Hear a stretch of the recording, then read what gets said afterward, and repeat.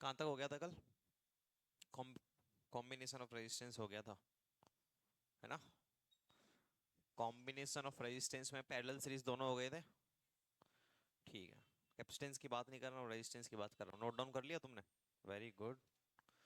तुमने कर लिया नोट डाउन कल वाला? नहीं?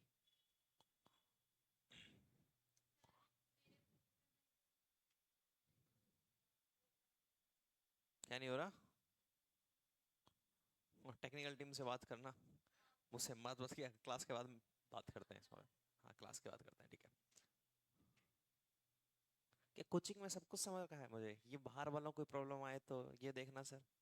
डेली डेली सुबह पहली क्लास मेरी आजकल जानबूझ के इसलिए लगा रखी है।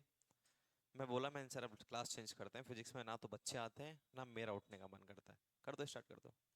हाँ, सिर्फ इसलिए लगा रखी है जानबूझ के कि यहाँ आऊँ तो एक बार सिस्टम देख लूँ सबसे पहले, कोई दिक्कत तो नहीं आ रही है। ठीक है ना? ठीक है, कर देंगे, बाहर करेंगे, ठीक है?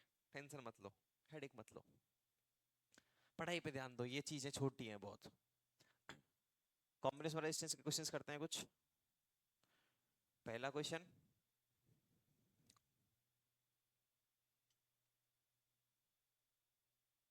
पढ़ाई बहुत ऊपर चीजें हैं, ये सब चीजें, खाना बेकार मिल रहा है पीजी में, रहने का मन नहीं कर रहा यहाँ जयपुर, ये सब बहुत छोटी चीजें हैं, ठीक है ना? भूल जाओ इनको।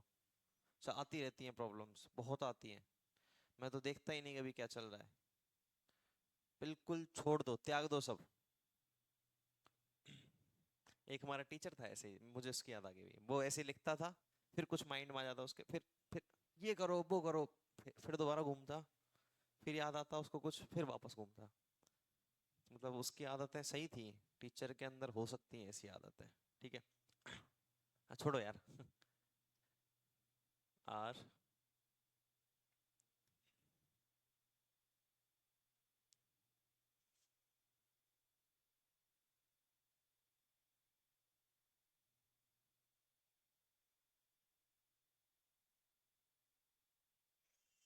ठीक है, all are the values one, find equivalent capacitance. एक दो क्वेश्चन ही कराएंगे, ज्यादा नहीं कराएंगे।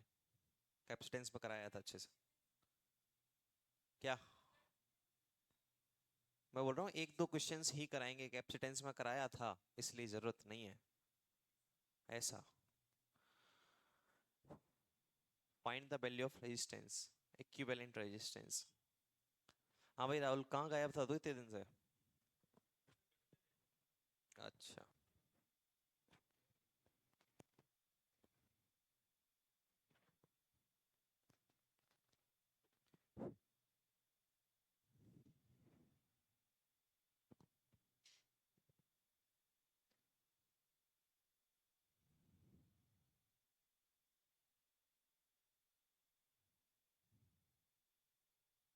थोड़ा सा वेरिएशन दिखाया करो लाइन में ना, थोड़ा सा। एकदम स्ट्रेट लाइन सी लगती है वो दूर से, रेजिस्टेंस के लिए।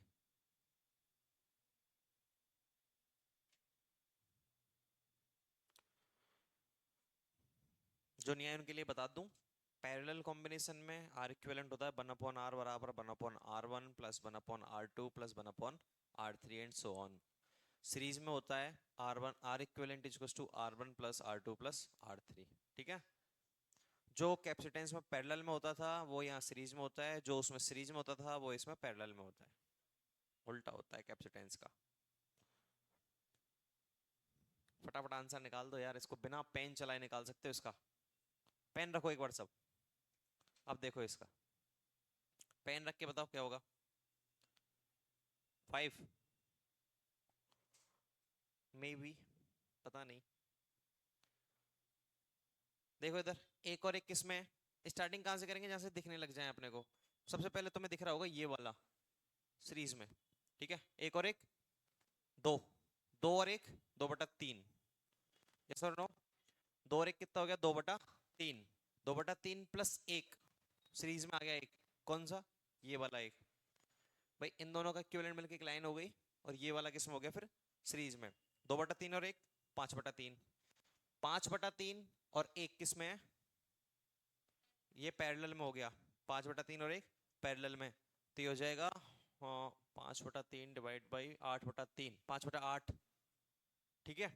5/8 प्लस 2, 8 दूनी 16 और 5 21/8, ऐसा कुछ आंसर आया? देखते हैं, शायद यही होगा। अब देखो इधर बता रहा हूँ, 1 और 1 किस में, हटा दो, इक्विवेलेंट लगा दो, कितना 2, 2 और 1 किस में, पैरेलल में, हटा दो दोनों को और इक्विवेलेंट लगा दो। 2 और 1 किस में हो गए, पैरेलल में। 2 और 1 का पैरेलल क्या होगा, 2 और 1 का पैरेलल 1/2 प्लस 1/1, यही होता है। 1/r equals to 1/1 plus 1/2, that is sorry 2 plus 1, that is 3/2। ये तो होता है 1/r, तो r हो जाएगा 2/3। तो इसका जो हो गया अपने पास, ये आ गया 2/3। क्लियर? 2/3 और 1 किस में हो गए, सीरीज में। 2/3 और 1 किस में हो गए, सीरीज में। तो 2/3 और 1 कितना हो जाएगा, 5/3। 2/3 प्लस 1 कितना हो जाएगा, 5/3। हटा दो वापस,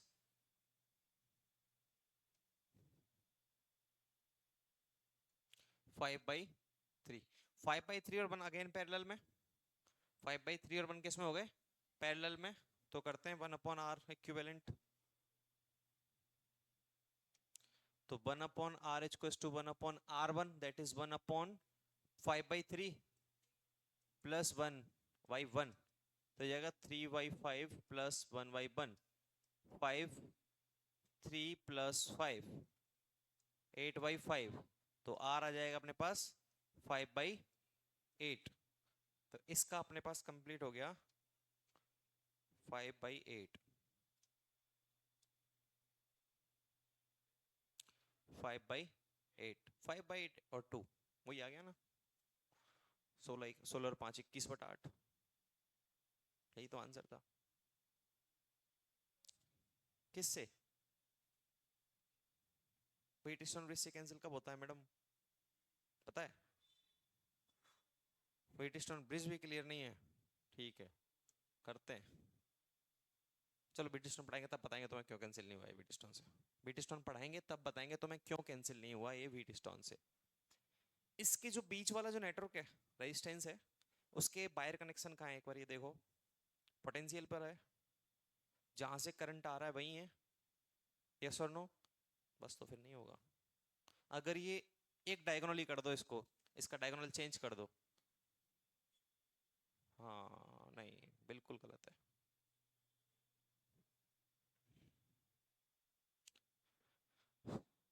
सॉल्यूशन है ही नहीं बोर्ड पे कुछ, क्या लिखोगे, छोड़ो। नेक्स्ट क्वेश्चन लिखो, सबसे होना चाहिए।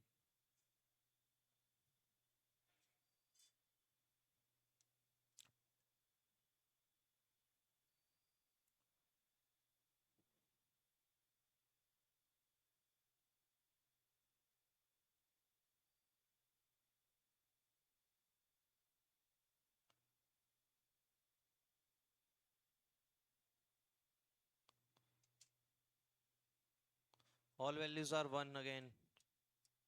Find equivalent resistance, तुल्यांकी प्रतिरोध ज्ञात करो ए और बी के बीच में। बिना पेन चलाए सिर्फ नोट डाउन कर दो।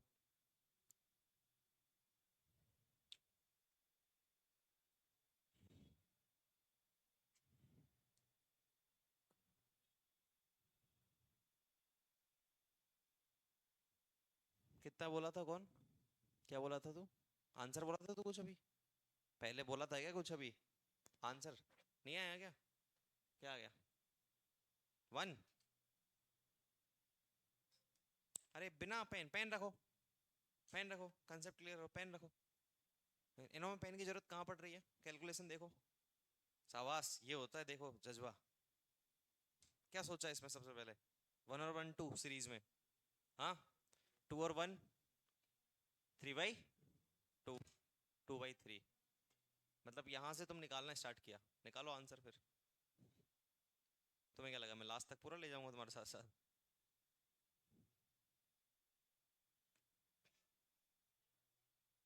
11/5, 3, 11/3,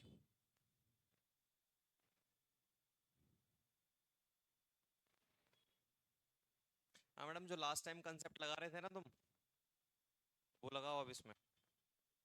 जहाँ जरूरत थी वहां तो लगाया नहीं, जहाँ जरूरत नहीं थी वहां जानबूझ के वो लगा रहे थे। अब कैसे पांच?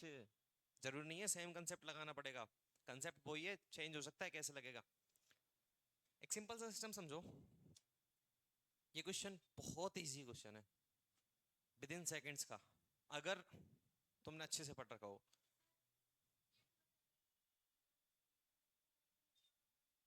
हाँ हाँ, अपने को उधर जाना ही नहीं है, जब करंट सारा का सारा यहाँ से फ्लो कर जाएगा। Two answer, answer will be two. क्यों? इसका रेजिस्टेंस कितना है? जीरो। करंट हमेशा लो रेजिस्टेंस वाला पाथ फॉलो करता है, ठीक है ना? Current always follows low resistance path, मतलब कि हमेशा कम प्रतिरोध वाला पाथ ज्यादा फॉलो करता है। लेकिन जिसका कुछ प्रतिरोध है ही नहीं, तो सारा की सारा करंट पाथ उसी को फॉलो करेगा। तो यहां से करंट आया, यहां आगे जाएगा ही नहीं, क्योंकि यहाँ पे कोई रेजिस्टेंस है ही नहीं, सारा की सारा यहां से निकल गया। वन और वन टू, इक्विवेलेंट पाथ में कौन सा आया? वन और वन टू, दोनों किसमें हो गए? सीरीज में। इसका कोई मतलब ही नहीं है, आंसर विल बी टू। लिख लो इसको तो, और इसके नीचे लाइन लिखो एक।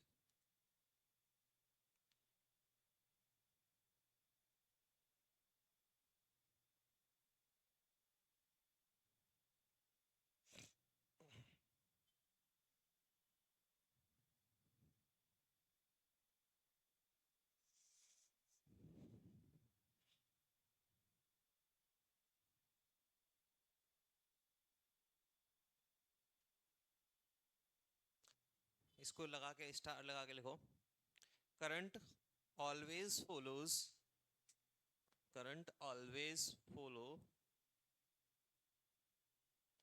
लो रेजिस्टिव पाथ। धारा हमेशा कम प्रतिरोध वाले मार्ग पर चलती है, सॉरी, प्रवाहित होती है। धारा हमेशा कम प्रतिरोध वाले मार्ग पर प्रवाहित होती है।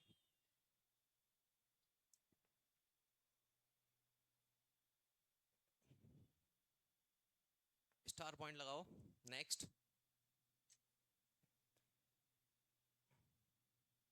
ए और B, R of A B,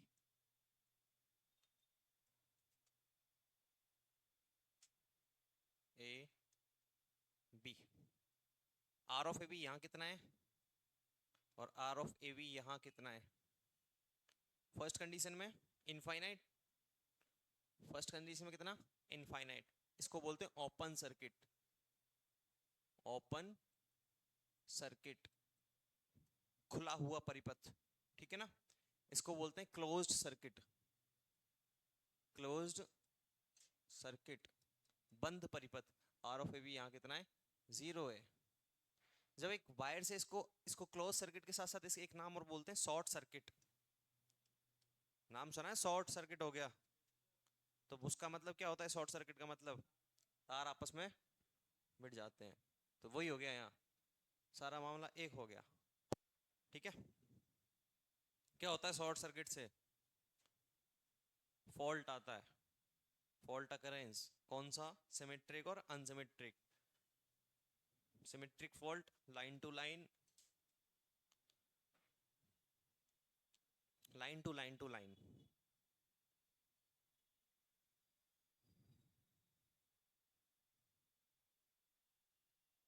कभी तुम सिटी में जो लोग रह रहे हैं उनके साथ तो ऐसा हुआ होगा, बहुत बार ऐसा होता है कि एक फ्लोर पे लाइट चलेगी, दूसरे पर आ रही है, किसी एक फ्लोर पे चली जाती है, दूसरे पे आ रही होती है उस टाइम पे।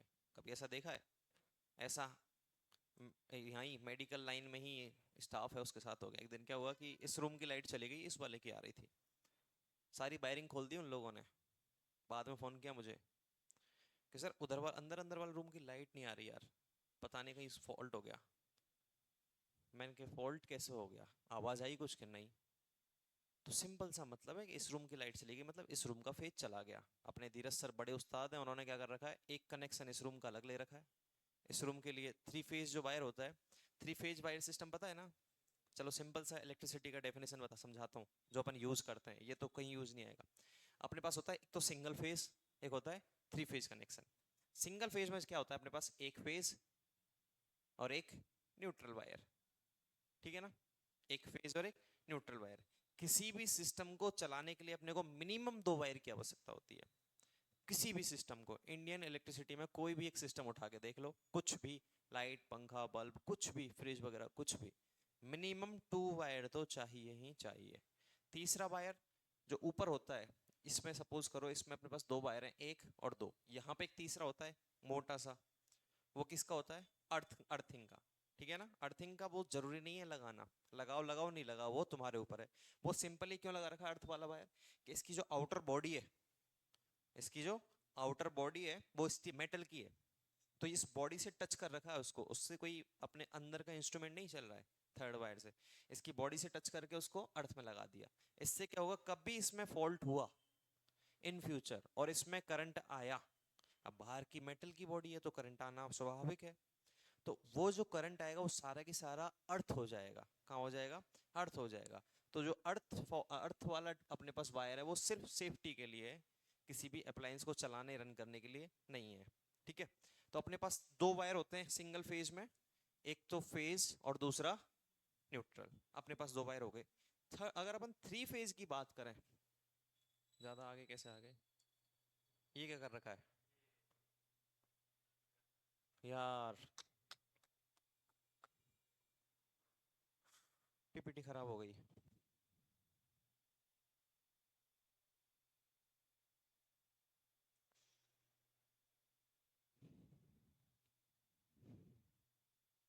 सब आधे आदमी है यहाँ, छोड़ो। अगला सिस्टम होता है अपने पास three phase system. Three phase system में क्या होता है कि अपने पास तीन वायर, मतलब तीन फेज और एक न्यूट्रल। फर्स्ट फेज मान लेते हैं इसको, फर्स्ट फेज, सेकंड फेज और थर्ड फेज, और अपने पास एक वायर होता है न्यूट्रल। अब यहां से अपने को सपोज करो कनेक्शन लेना है, बहुत सारी मशीनें जो थ्री फेज पे चल रन करती हैं, मतलब उनको चार वायर चाहिए, चार वायर मतलब कि तीनों फेज और एक न्यूट्रल। लेकिन अपने को सपोज करो इस रूम में कनेक्शन करना है, तो इस रूम में सारे अप्लायंस ऐसे हैं जो सिर्फ दो वायर से चलेंगे। दो वायर चलने के लिए क्या करते हैं, अपने एक तो न्यूट्रल दे देते हैं और एक उनको कोई सा भी एक फेज उठा के दे देते हैं, कोई सा भी एक, तीनों में से कोई सा भी।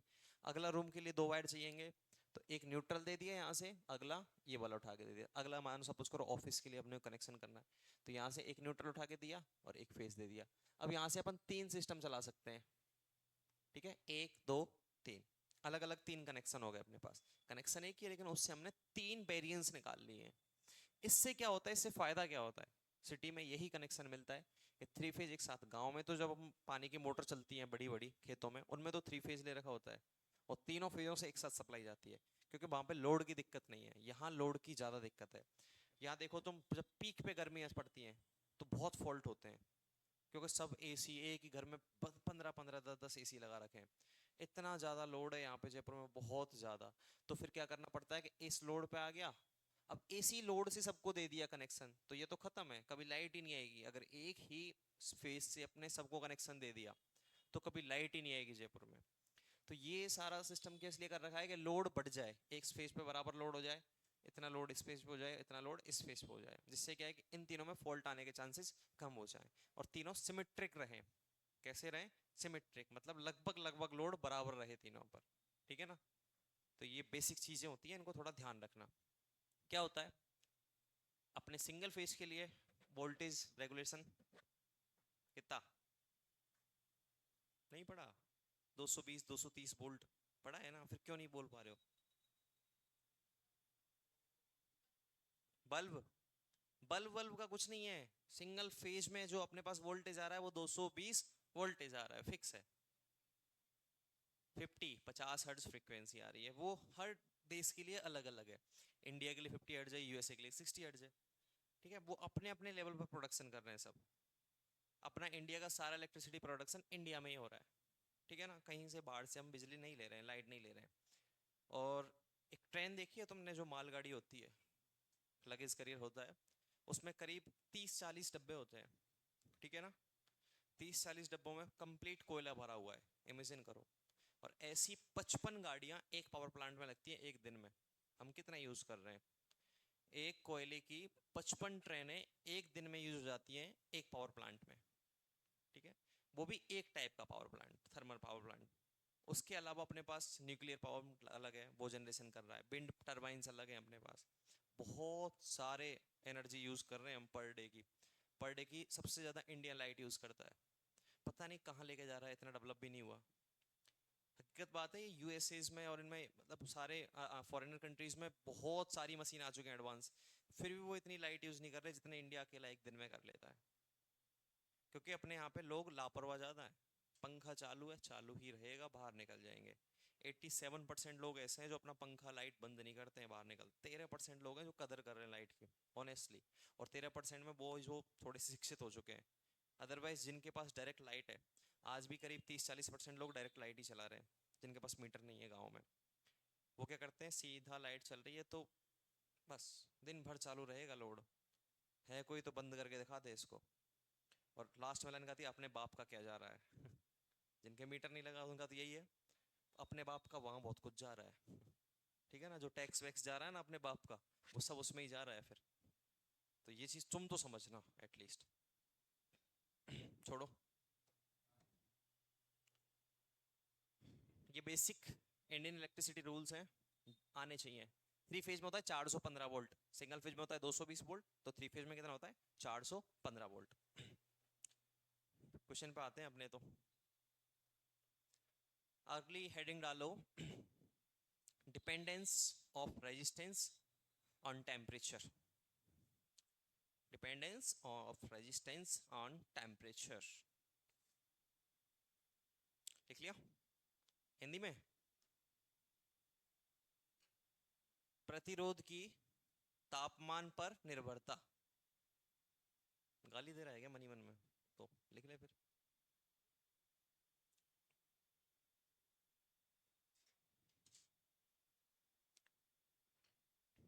क्या है इसका मतलब? कि प्रतिरोध जो है वो तापमान के साथ बढ़ता है, कम होता है? क्या होता है?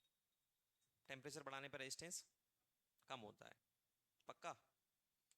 अगर अल्फा नेगेटिव है तो स्टेटमेंट मत दिया करो, ठीक है ना? ये स्टेटमेंट्स मत दिया करो, कम होता है बढ़ता है, डिपेंड करता है अल्फा पे। ठीक है, जो ये एडवांस के लेवल की तैयारी कर रहे हो तुम लोग, नीट वाली बुक्स में मिलेगा कम होता है तापमान बढ़ाने पर रेजिस्टेंस कम होता है। जरूरी नहीं है कम होता है। हाँ, डिफाइन कर रखा है उसमें कि अल्फा पॉजिटिव है नेगेटिव, तो हम स्टेटमेंट दे सकते हैं। जनरली कम होता है, लेकिन हमेशा कम नहीं होता। ठीक है, हेडिंग डाल ही ली ना सबने? ये सपोज करो मैंने भी हेडिंग डाल दी, ठीक है। अपने पास कोई रेजिस्टेंस है, इसको हम टेम्परेचर दे रहे हैं टी। तो इससे जो फर्क पड़ेगा इसके टेम्परेचर पर, वो अल्फा एक होता है। अल्फा, अल्फा क्या होता है? Temperature coefficient. किसी भी मेटल का अल्फा उस मेटल को बनाते टाइम डिफाइन कर दिया जाता है, ठीक है ना? अल्फा को हम चेंज नहीं कर सकते। तापमान गुणांक जिसको बोलते हैं, टेम्परेचर कोएफिशिएंट अल्फा। तो आर जो होता है अपने पास, R naught 1 + alpha delta T. Direct formula लिख लो, दिस इज टेम्परेचर कोएफिशिएंट। अब यहां पे अल्फा क्या है? Temperature coefficient. आर नॉट क्या है? आर नॉट क्या है? रेजिस्टेंस एट रेफरेंस लेवल, ठीक है ना? रेफरेंस 0 भी ले सकते हैं, रेफरेंस 300 भी ले सकते हैं, जो वो ले रखा है। Resistance at reference temperature. Delta T क्या है? Change in temperature, change in temperature. सारे लिखो ये, अल्फा क्या है सब एक साथ लिखो इधर।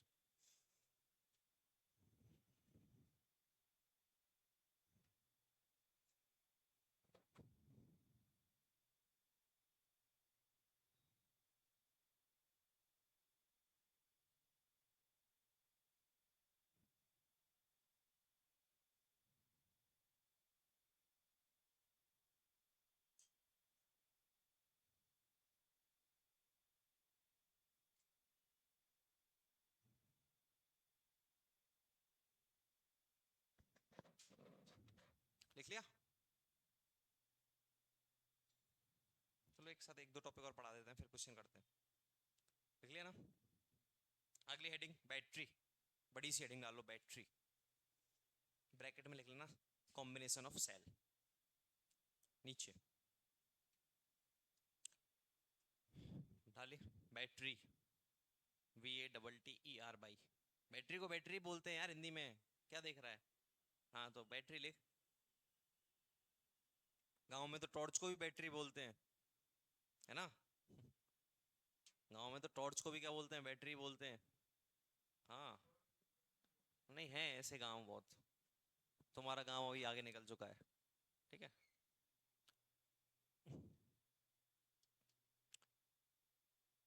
बैटरी क्या होती है? Battery combination of sales.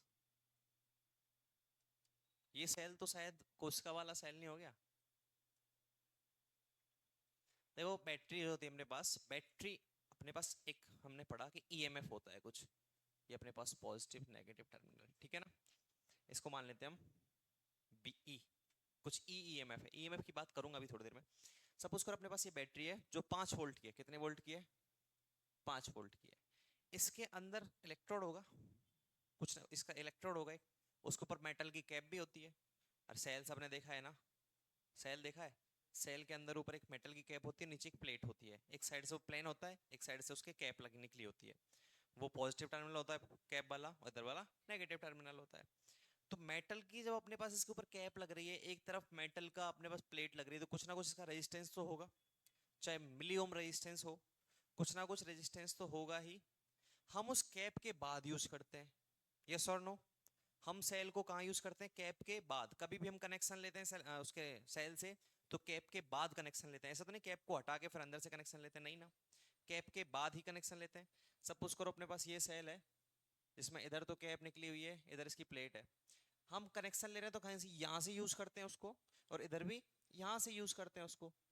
यहाँ हमने कोई लोड लगा दिया, तो एक चीज देखना कि इसका जो रेजिस्टेंस है वो अपने लिए लॉस कर रहा है एक तरह से, यस और नो?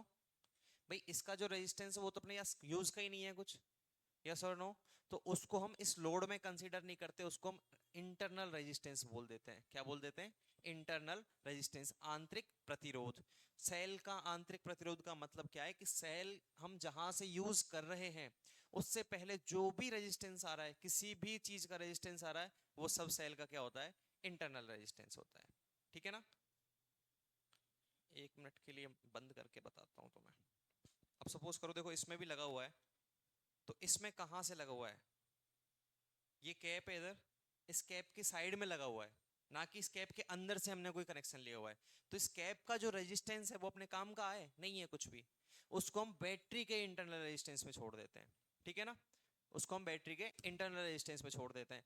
तो यहां से सपोज करो अपने पास E है, ये अपने पास R है,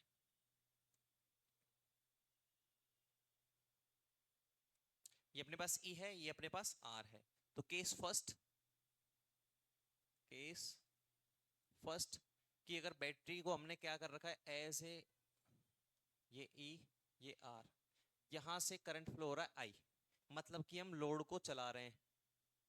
लोड को क्या कर रहे हैं? लोड मतलब कि लाइट बल्ब वगैरह कुछ भी हो सकता है, ठीक है ना?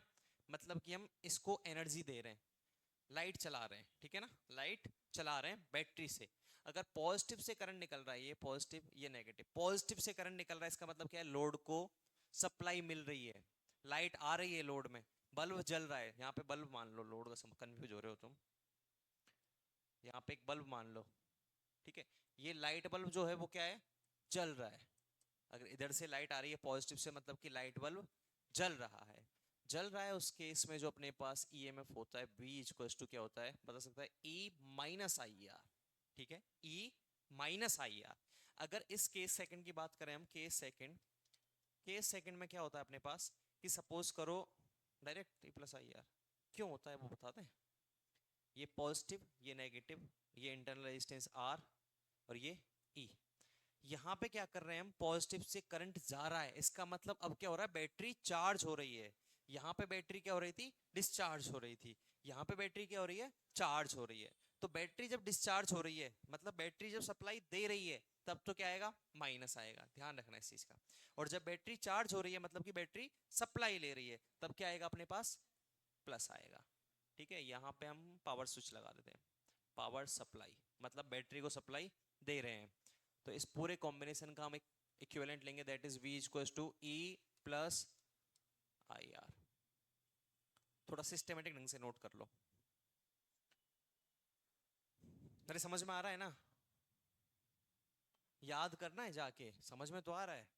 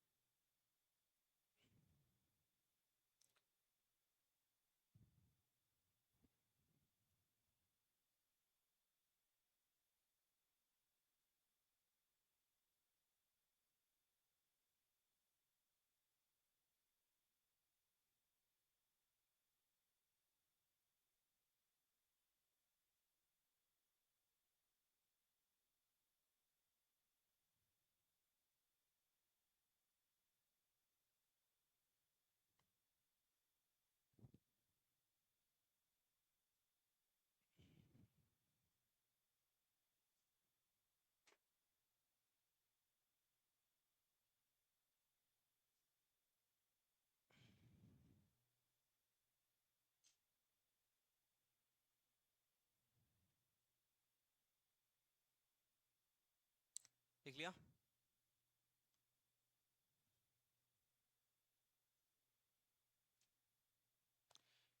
हेडिंग डालो नेक्स्ट, EMF, डेफिनेशन लिखनी है बस उसकी ना।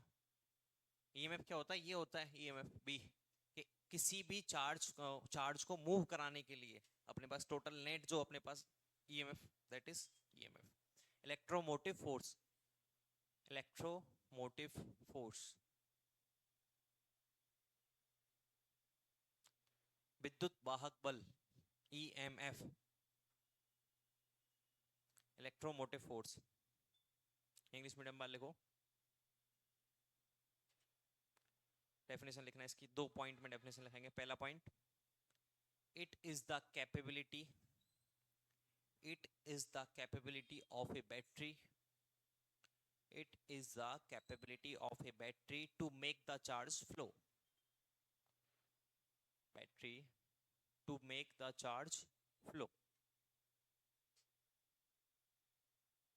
Second point, it can also defined as, second point, it can also defined as, defined, it can also defined as the work done, the work done to move a coulomb charge, it can, किसका phone आ रहा है,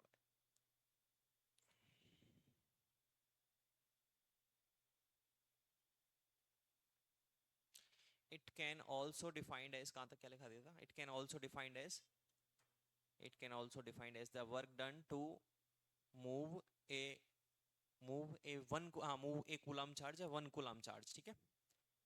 move, अब ए काट दो, ए और 1 की बात एक ही हो जाती है।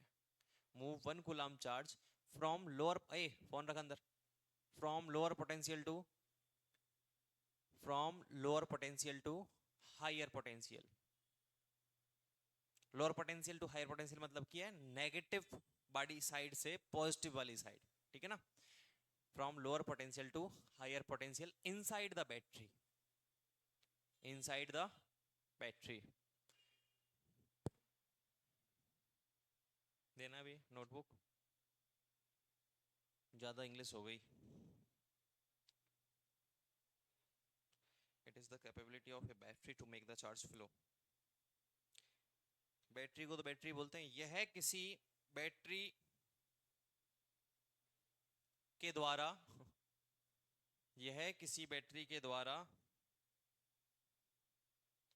फ्लो मतलब आवेश को प्रवाहित करने की क्षमता को दर्शाता है। यह किसी बैटरी के द्वारा, क्या हिंदी बनाई है बताइए नहीं। यह किसी बैटरी के द्वारा आवेश को प्रवाहित करने की क्षमता, आवेश को प्रवाहित करने की क्षमता को दर्शाता है। ठीक है, ये तो बन गई छोटी सी लाइन थी। दूसरी देखते हैं। It can also defined as the work done to move 1 coulomb charge from lower potential to higher potential. इसकी कैसे बनेगी?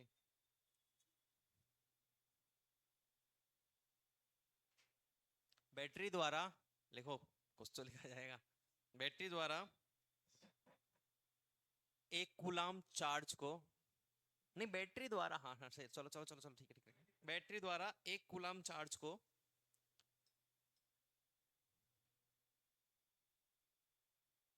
बैटरी द्वारा एक कूलम चार्ज को निम्न विभव से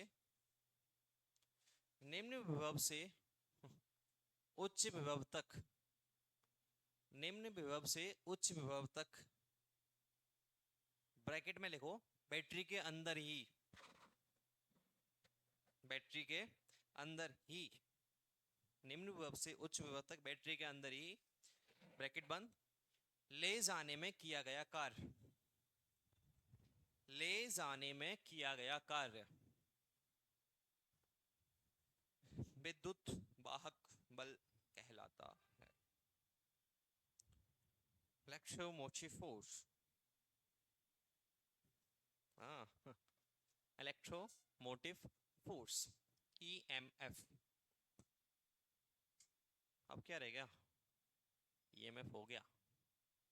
कॉम्बिनेशन ऑफ सेल थोड़ा लेट पढ़ेंगे, उससे पहले बात करते हैं KVL KCL। मेन चीज तो रह ही रही है किरचॉफ। किरचॉफ साहब को तो भूल ही रहे थे तेरे से। नेक्स्ट डाल लो हेडिंग फिर, किरचॉफ्स लॉ, किरचॉफ के नियम। हिंदी में ही बोलते हैं ना, हिंदी में किरचॉफ। जाके पढ़ना, बुक्स को नहीं पढ़ी मतलब तुमने। किरचॉफ लिखा हुआ है हिंदी में, उसका हिंदी में नाम लिखते हैं किरचॉफ। किरचॉफ के नियम, किरचॉफ के लिखो। क्या होता है किरचॉफ? फालतू में कुछ भी लिख देते हैं हिंदी मीडियम वाले। किरचॉफ्स लॉ, पहला नियम KCL। फुल फॉर्म बताओ इसकी। हाँ, फुल फॉर्म बताओ KCL की। हाँ हाँ, किरचॉफ सर्किट लॉ। आधे टीचर्स को ये पता है। हाँ भाई, प्रथम नियम। फुल फॉर्म है इसके हिंदी में किरचॉफ का पहला नियम। KCL की फुल फॉर्म सबको यही पता है, गलत है। और ये circuit law, circuit law, what circuit law? सर्कुटल law. बात कैसे वही है, सर्किट क्या होता है और सर्कुटल क्या होता है? सर्कुटल होता है परिपथीय, दैट इज कि अपने पास परिपथीय नियम। आगे हिंदी में हाँ, अपने पास बहुत सारे एलिमेंट हैं, बहुत सारे एलिमेंट हैं, परिपथीय मींस, और वो सारे के सारे क्लोज्ड लूप में, दैट इज सर्कुटल। सर्किट मतलब कि जिसमें एक ही एलिमेंट हो सकता है। रेजिस्टेंस, इधर बैटरी, इसका तो ओम्स लॉ ने भी दे दिया था, V इक्वल्स टू IR। भाई ये तो ओम्स लॉ ने भी दे दिया था ना, V इक्वल्स टू IR। इसमें किरचॉफ ने क्या नया किया? तो किरचॉफ के साथ यूज करेंगे सर्कुटल। लिखो heading form, Kirchhoff सर्कुटल law. Current electricity में मैंने महारत हासिल की है, ऐसे नहीं की। क्या? हाँ, आई सभी, आई आई ये आई आ रही है, ये आई जा रही है, हाँ वही है, कुछ ऐसा ही है। देखते हैं किरचॉफ सर्कुटल लॉ। लिखो, थोड़ा सा लिख लो थ्योरी। किसी एक निश्चित बिंदु पर, अच्छा हिंदी में लिखा दिया गया पहले। किसी एक निश्चित बिंदु पर, ब्रैकेट में लिखो, उसको क्या बोलते हैं? जंक्शन पॉइंट, संधि बिंदु जिसको बोलते हैं। किसी एक निश्चित बिंदु पर, ब्रैकेट में जरूर लिख लेना जंक्शन पॉइंट। किसी एक निश्चित बिंदु पर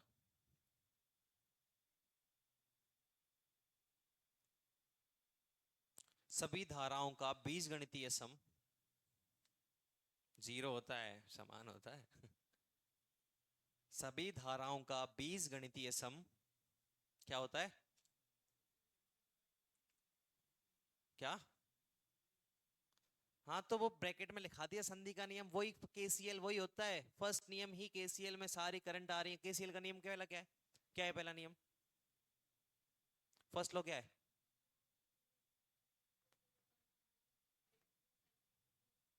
जीरो। अब इन्होंने ये दूसरी बार भाषा में बोल दिया, law of conservation of energy follow करता है कि सारी करंट आ रही है जितनी वही जा रही है, ठीक है ना। सेकंड लॉ किसको फॉलो करता है? मोमेंटम को। गुड, ठीक है। मतलब पता था फिर तो सही है।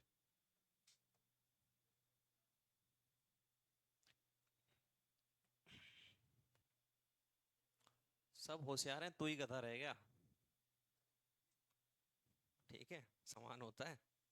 पहला नियम, अच्छा इंग्लिश मीडियम वालों लिख लो। The sum of all currents, the algebraic sum of all currents, the algebraic sum of all currents, the algebraic sum of all currents at junction point is always zero.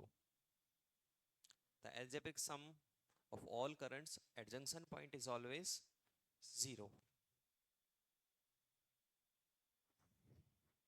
जितनी theory मैं लिखाता हूँ PC और we में, physics chemistry biology में कौन लिखाता है? Biology से लिखाते हैं बोल के।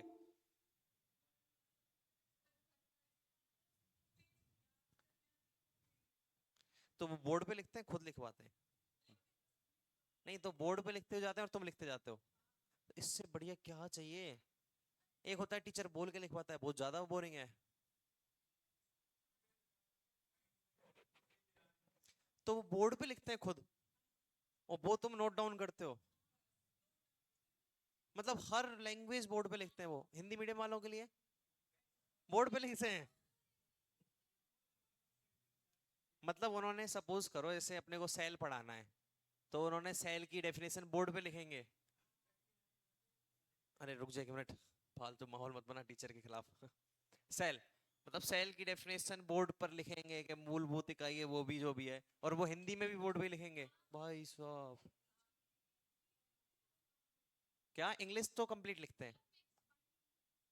अच्छा बाइलिंगुअल लिखते हैं उसको। पर जो बोर्ड पे लिखते हैं वही एग्जैक्ट तुम नोट डाउन करते हो फिर, एक्स्ट्रा मुंह से बोल के कुछ नहीं। ये कॉपी है। ये भाई खाता सा नहीं लग रहा। ठीक है, तो कितने बढ़िया नोट्स बनवा रहे हैं, और चाहिए क्या? रट लो, बायो में क्या समझने का है। अरे कहने वाली बातें हैं, बायो कभी माइंड में सेट हुई है? हाँ, बायो रटने की चीजें, पढ़ो रटो।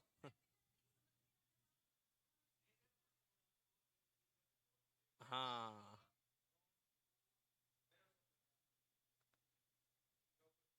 जितना बायो में तेरे को पता है उतना तो मेरे को भी पता है। ठीक है, मैं मैथ का स्टूडेंट हूँ, पर ध्यान रखना। थोड़ा सब अपना आते हैं, केसीएल पे आते हैं भाई। K C L, Kirchhoff circular law. What is Kirchhoff circular law? क्या बोल रहा है कि कोई पॉइंट है, इस पॉइंट को बोलते हैं जंक्शन पॉइंट, ठीक है ना। एक पॉइंट, जंक्शन पॉइंट क्या होता है? जिस पॉइंट पर दो या दो से अधिक, दो या दो से नहीं, सॉरी, दो से ही अधिक, दो का मतलब नहीं होता कुछ जंक्शन पॉइंट में, जिस पॉइंट पर दो से अधिक तारें जुड़ रही हो, ठीक है, सिंपल सी लैंग्वेज समझ आ गया। जहां पे दो से ज्यादा वायर्स मिल रही हो, मतलब कि तीन वायर मिल रही हो, सपोज करो एक, दो और तीन। एक और मान लेते हैं, चार पाँच छः सात आठ मिल रही है, ठीक है ना, बहुत है आठ। अब ये पॉइंट है अपने पास जंक्शन पॉइंट। कैसा पॉइंट है? जंक्शन। सपोज करो इसमें से करंट आ रही है, इसमें से भी, इसमें से जा रही है, इसमें से आ रही है, इसमें से भी जाने देते हैं, जाने देते हैं, आने देते हैं और जाने देते हैं, ठीक है। अब ये मान लेते हैं अपन I1, I2, I3, I4, I5, I6, I7 and I8, ठीक है। यहां से अपने पास क्या हुआ, या तो अपन एल्जेब्रिक सम जीरो कर ले, या फिर इनकमिंग करंट को आउटगोइंग करंट के इक्वल करते हैं, ठीक है ना। दो काम कर सकते हो, या तो एल्जेब्रिक सम को जीरो कर लें। एल्जेब्रिक का मतलब क्या होता है, बीजगणित का मतलब कि साइन के साथ लेना है।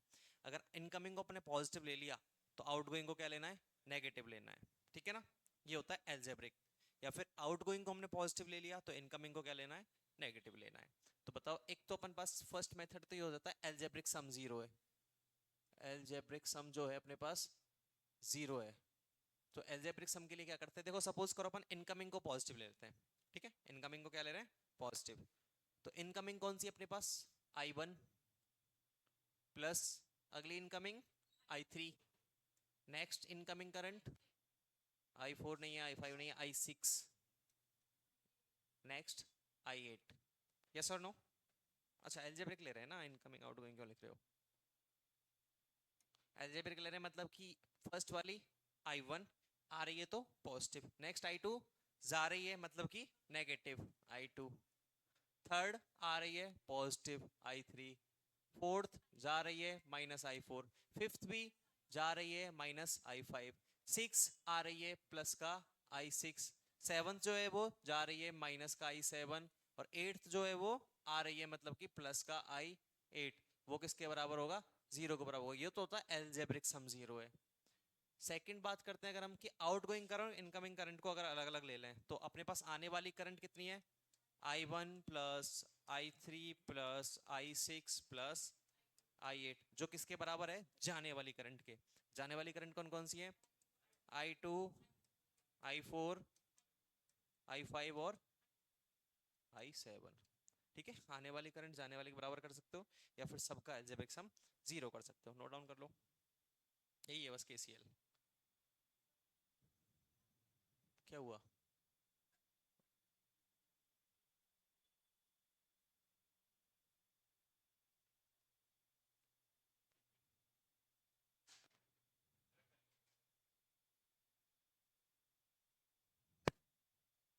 दिख रहा है ना, हाँ ठीक है, हो गया, सही है।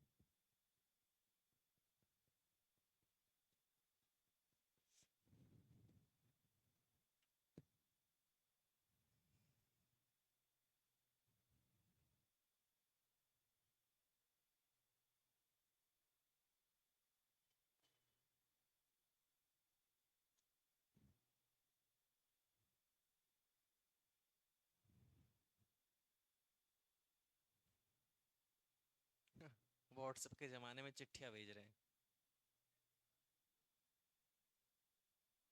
क्लास एक्स्ट्रा लेनी है। हाँ वापस रिकॉर्डिंग चालू कर दी, मतलब संजय सर ने बंद करके चले गए थे।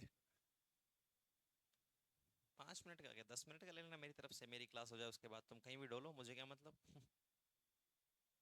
2 घंटे डोलो, भाग जाओ घर, मैं कौन सा रोकने वाला हूँ। मेरी क्लास होने के बाद 5 मिनट का 50 मिनट का लो, मुझे थोड़ी फर्क पड़ता है। तुम बायो नहीं पढ़ रहे हो तो केमिस्ट्री नहीं पढ़ोगे। अच्छा मेरी बात तो तुम्हारी वो होती है ना,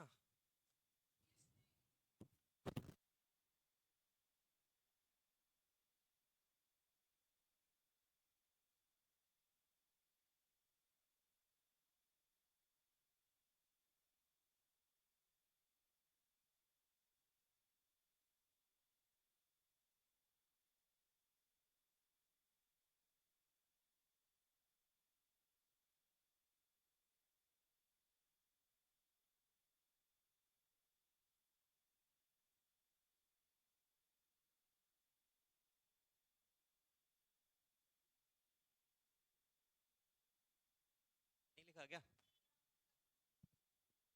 कैसे, यहाँ पे। हाँ मैं लेट आया था, मैं फैकल्टी से ज़्यादा स्टूडेंट्स के बर्थडे मनाने में विश्वास अच्छा रखता हूँ, ठीक है। यार दोस्ती यहाँ है ठीक है, स्टूडेंट्स का मनाओ यार। मेरा निकल गया 22 अप्रैल, अभी बहुत टाइम है, जब तक तुम फ्री होगे निकल जाओगे। मैं उसी बैच को बर्थडे बताता हूँ जो मेरा बैच बर्थडे समझ नहीं पाएगा। अब तुम्हारा सितंबर अक्टूबर एग्जाम, तुम निकल जाओगे। अगर यही बैच होता तुम्हारा मार्च में तो मैं अपना बर्थडे बताता तुम्हें सितंबर में, ठीक है। क्या ही मतलब है, लिख लिया क्या, क्वेश्चन लिखो।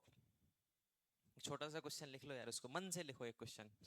इसके ऊपर कोई क्वेश्चन बनाओ मन से और उसको सॉल्व करो। फिर इसके ऊपर कोई क्वेश्चन बनाओ मन से और फिर उसको खुद ही सॉल्व करो। कर लो एक एग्जाम्पल में नीचे। क्या क्या फालतू मास्टर है यार ये। I1 I2 I3 I4 इनकी वैल्यू रख लो, कुछ भी वैल्यू रख लो, 5 3 8 2 5 मन से, और उसको सॉल्व कर दो। आ गया समझ में? नहीं आया? मैं ही दे देता हूँ, छोड़ो। क्या स्टूडेंट है ये। मैं भी तो बोल सकता हूँ ये बात। एक छोटा सा काम नहीं कर सकते? 5 4 3 2 1 8 7 6, ठीक है। रैंडमली लगाते हैं, रैंडमली लगाते हैं क्वेश्चन। अब यही करना है, कोई अपने मन से नहीं करेगा, ठीक है। कर लिया क्या? अच्छा ठीक है, जिन्होंने कर लिया वो ठीक है, जिन्होंने नहीं किया वो इसको कर लेना।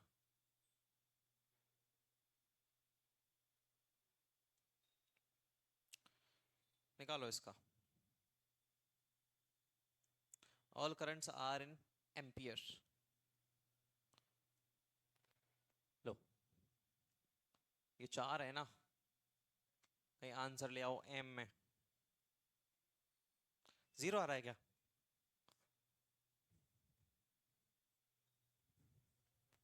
दिखाना।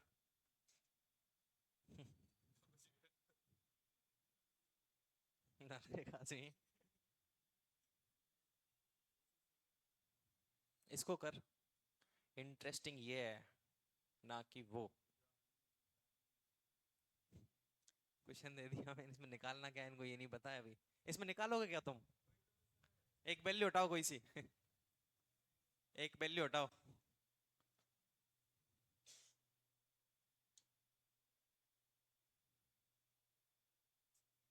मैंने अभी इसका क्वेश्चन देखा, राहुल का। इसने क्या कर रखा है, चारों का वैल्यू लिख के 2 2 1 3, और उसको 2 2 + 2 इक्वल्स टू 1 + 3, 4 = 4। मैंने निकाला क्या है इसने इसमें? नहीं निकाला क्या है, कुछ नहीं निकाला दोनों उसमें।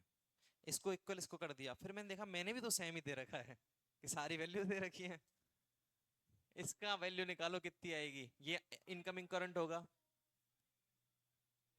इधर आई निकालो, ये आई जो होगी वो पॉजिटिव होगी नेगेटिव होगी क्या होगी, कितनी होगी वो निकालो। इनकम होगी आउटगोइंग होगी।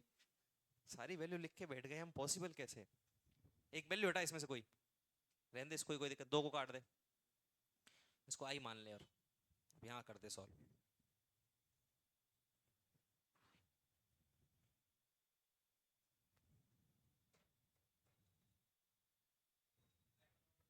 आई इसको 2,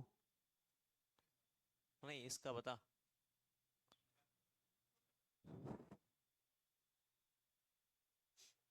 4 और 2 6, और 5 11, 11 और 8 19, 19 -7 12, -6 6, -3 3। आउटगोइंग है कि 3,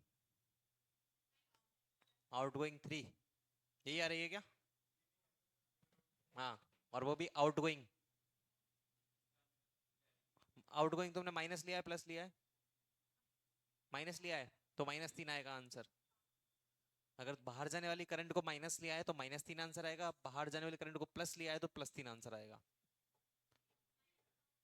-5 आ रहा है कैसे भाई? जोड़ो एक बार।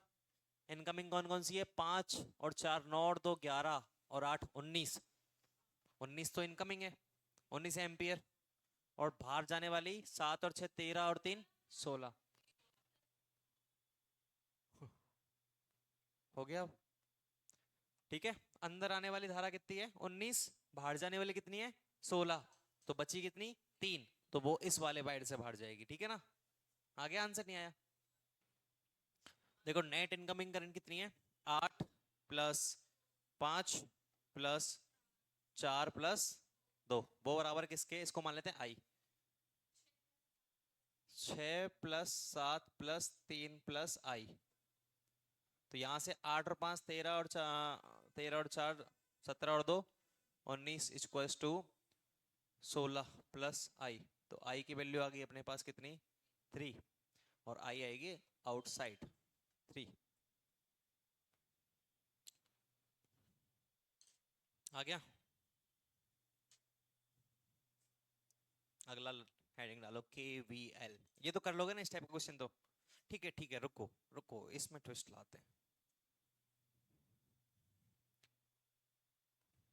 नोट डाउन नहीं करना साथ साथ, ठीक है? मैं एक बार पूरा फाइनल कर दूं तो पढ़ना।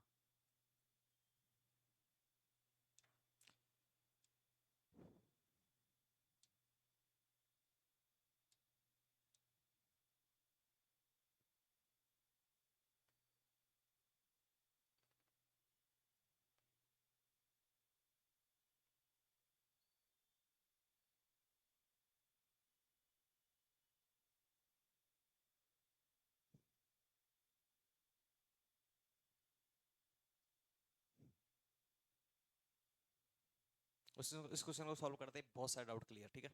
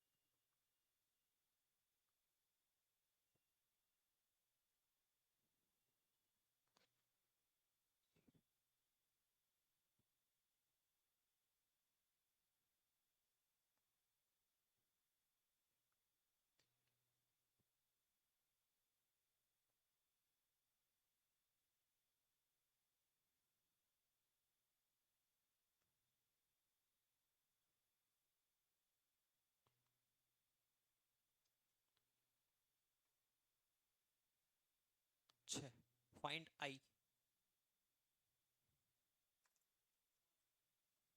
हाँ, पांच। सॉल्व कर लो, पता नहीं मुझे तो। ऐसे ही क्या होता है, सॉल्व कर। हाँ हाँ कर। तीन और दो पाँच, पाँच।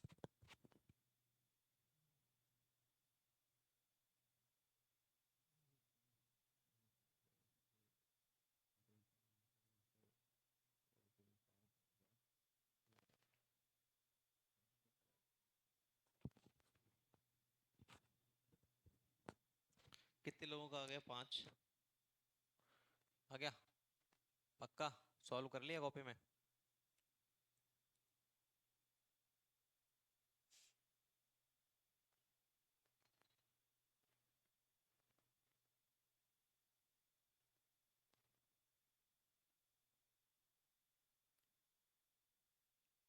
लो भाई, बधाई हो, तुम्हारे फिजिक्स के नोट्स रेडी होकर आ गए।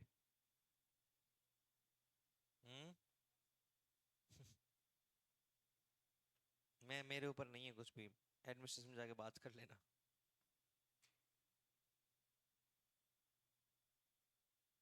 देखो, ज्यादा थ्योरी नहीं लिखी है, टॉप फॉर्मूला लिखे हैं सारे, है ना? क्योंकि ये है लैब असिस्टेंट। और एक चीज और मैंने स्पेशल ही इसमें ऐड करवाई है, मेहनत करके थोड़ी सी, तो ध्यान रखना, एनसीईआरटी सबके पास है? सबके पास है ना? तो एनसीईआरटी के सॉल्यूशंस है इसमें, तो क्वेश्चन वहां से उठाना एनसीईआरटी के, और सॉल्यूशन यहाँ से करना, ठीक है? एमसीक्यू तो मिल ही जाएगी अलग से, पर एनसीईआरटी भी साथ साथ सॉल्व करना। आजकल ट्रेंड चल गया एनसीईआरटी का, पता है तुम्हें, हर एग्जाम में। तो एनसीईआरटी जरूरी है सॉल्व करना।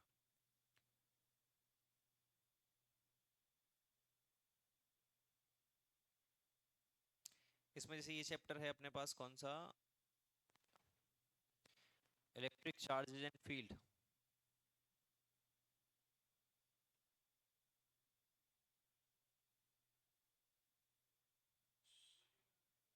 हाँ, कोचिंग में नहीं आया शायद, वहां से उसने बोला है कि रेडी हो गए हैं। आ जाएंगे घंटे दो घंटे में, प्रिंट होके आ जाएंगे फिर। अब बताओ, एनसीईआरटी के सॉल्यूशंस हटाए जाएं या रहने दिए जाएं? रहने देते हैं ना, कर लोगे एनसीईआरटी पक्का? कुछ एक्स्ट्रा क्वेश्चंस भी हैं उसमें, थ्योरेटिकल क्वेश्चंस भी, सब टाइप के क्वेश्चन है उसमें, है ना? उसमें जो लिखने वाले आते हैं ना सब्जेक्टिव टाइप, वो क्वेश्चंस भी हैं, सब तरह के क्वेश्चंस हैं उसमें, मिक्स में दिया गया है वो है ना, हर एग्जाम के लिए तैयारी करना उससे फिर। कितना आया, 5 आ गया ना इसका? आ गया? हाँ भाई सौरभ, 5 नहीं आया? 5, 10 आया है, देखते हैं इधर। अब सबका ध्यान इधर, देखो इधर, 3 और 2, 5, 5 आ रहा है, 5 जा रहा है, खत्म करो।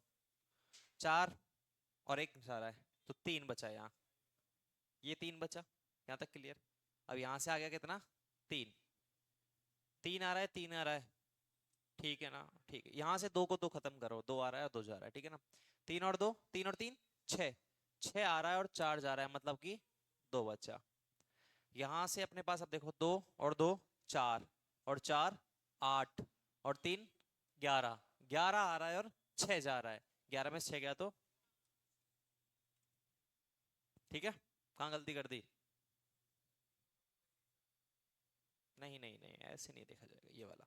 इस टाइप का क्वेश्चन मैक्सिमम आ सकता है, इससे ज्यादा क्वेश्चन बनता नहीं केसीएल में से, ठीक है? नेक्स्ट हेडिंग केवीएल, किरचॉफ द्वितीय नियम, Kirchhoff second law, voltage voltage सब भाड़ में जाए, Kirchhoff second law, Kirchhoff voltage law, ध्यान रखना, ठीक है? कहीं लिख के बैठ जाओ कि किरचॉफ का द्वितीय नियम, किरचॉफ विभव नियम, किरचॉफ वोल्ट, अच्छा लिख भी लिया सेकंड लॉ, जब मैं बोल रहा हूँ सेकंड वेकंड नहीं, किरचॉफ वोल्टेज लॉ, उसको फर्स्ट लिखाया है क्या मैंने? नहीं लिखाया है ना? तुम आदमी मतलब मजाक मजाक के लायक भी नहीं हो, ऐसा लगता है कभी। इतना तो थोड़ा सेंस रखा करो अपनी बुद्धि में, तार्किक क्षमता, लॉजिकल रीजनिंग, माइंड काम नहीं करता, नहीं कर, नहीं कर रहा है अब? इतनी कितनी फिजिक्स पढ़ ली आज?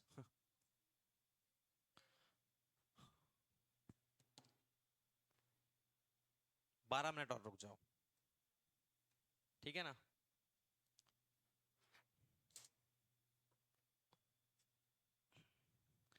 के V L, Kirchhoff, Kirchhoff's voltage law, ठीक है? क्या होता है केवीएल में? potential across all the active elements, sum of potential across all the elements will be 0। अब 0 ही हो सकता है, और तो क्या होगा, यही है ना? यही होता है फॉर्मूला, डेफिनेशन लिख लो इंग्लिश मीडियम वाले, पोटेंशियल, पोटेंशियल नहीं, sum of potential, sum of potential, अच्छा हिंदी मीडियम वाले बोल दिया था क्या? हाँ, sum of potential across all the elements, sum of potential across all the elements is always 0, is always 0। across को क्या बोलेंगे हिंदी में? across, apart हिंदी में across, मतलब कि जैसे ये अपने पास बैटरी है, अब तुम्हें क्रॉस भी समझ में नहीं आएगा, इस बैटरी के दोनों सिरों, अच्छा हाँ सिरों पर, ठीक है ठीक है ठीक है फ्लो में आ जाती है हिंदी। परिपथ में, किसी परिपथ में, लिखो लिखो लिखो लिखो यार, बड़ी मुश्किल से बनती है, लिख लिया करो। किसी परिपथ में सभी अवयवों के सिरों पर सभी अवयवों के सिरों पर विभव, किसी परिपथ में सभी अवयवों के सिरों पर विभव का योग हमेशा शून्य होता है ठीक है? एकदम हिंदी, जीरो ही लिख लेना, इतना भी हिंदी मत लिखना। शून्य, शून्य लिखा है, जीरो लिखा है। लिख लिया। देखो इधर समझो क्या होता है। अपने पास सपोज करो ये क्या है, कोई एक साथ ही एक बड़ा सा लूप बनाता हूं।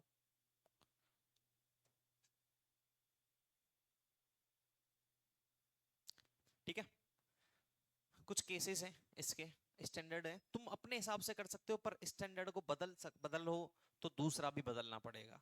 एक को पॉजिटिव ले दूसरे को नेगेटिव लेना पड़ेगा, ठीक है ना।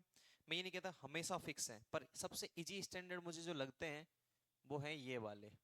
क्या, कि अगर बैटरी में बात करें, इन बैटरी बैटरी में बात करें तो पॉजिटिव से जब नेगेटिव जा रहे हो तो क्या लेना है, नेगेटिव लेना। नेगेटिव से पॉजिटिव जा रहे हो, बस इतना अभी समझ लो, कैसे जा रहे हो कैसे जाना है वो मैं बताऊंगा। तो पॉजिटिव लेना है, घबराने की बात नहीं है। रेजिस्टेंस में बात करते हैं, इन रेजिस्टेंस, तो लूप की सेम डायरेक्शन में हो तो पॉजिटिव लेना है, और लूप की अपोजिट डायरेक्शन में हो तो नेगेटिव लेना है। ठीक है, अब देखो कैसे लेते हैं। ये बैटरी है B, B R and R1 and R2, B1 and B2। ठीक है, यहां से करंट फ्लो हो रही कितनी, आई। कोई एक लूप लेते हैं पहले, केवीएल में क्या करते हैं, एक लूप लेते हैं, ठीक है ना, एक लूप बनाते हैं पहले। एक लूप बनाया, सपोज करो हमने ये वाला लूप बना दिया, इसकी डायरेक्शन डिटरमाइन करते हैं, ठीक है ना।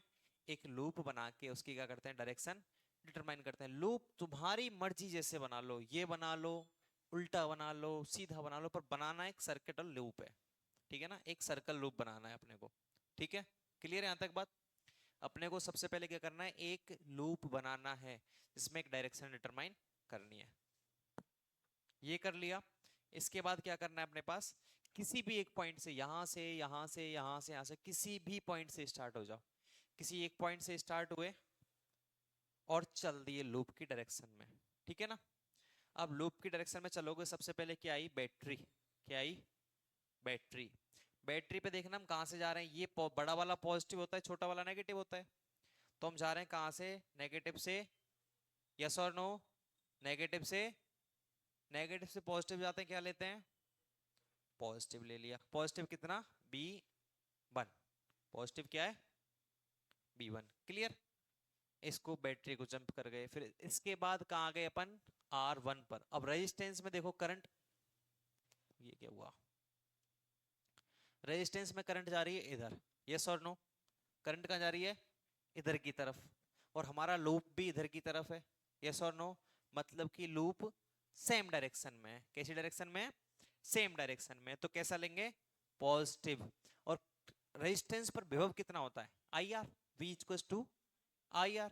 तो विभव कितना होता है, आई आर। तो इसमें धारा कितनी जा रही है, आई, और रेजिस्टेंस कितना है, R1। तो इसको लिख सकते हैं IR1। आगे बढ़े, यहां पे आए, अब यहां पे देखना कहां जा रहे हैं अपन, बैटरी की बात करें तो बैटरी में पॉजिटिव से नेगेटिव जा रहे हैं, मतलब क्या लेना है, नेगेटिव लेना है, मतलब कि -B2, -B2, क्लियर। और फिर यहां आए, यहां पे करंट जा रहा है इधर, भाई करंट ऐसे आई पर नहीं आई, सॉरी भाई, करंट यूं ही फ्लो होने लग गया, तो करंट जा रहा है यूं। तो यहाँ पे अपने पास क्या डायरेक्शन हो गई, करंट की और लूप की सेम डायरेक्शन, यस और नो, सेम हो गई, तो कैसा लेंगे, प्लस लेंगे। तो यहां से क्या हो गया, +IR2 किसके बराबर होता है, ये अपने पास इक्वेशन बन गई केवीएल। नोट डाउन कर लो, आज के लिए इतना ही, पढ़ते हैं कल। जल्दी छोड़ दिया 12 मिनट का बोल के, हाँ 6 मिनट में ही छोड़ दिया। ये घड़ी गलत लगा दी शायद, मुझे ऐसा लग रहा है। सही है, इसी पे ध्यान रहता है। अच्छा,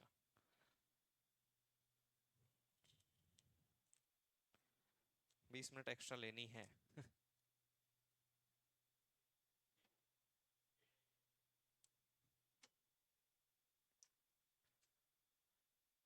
आज के लिए इतना ही, it's over from my side, 9 to 5।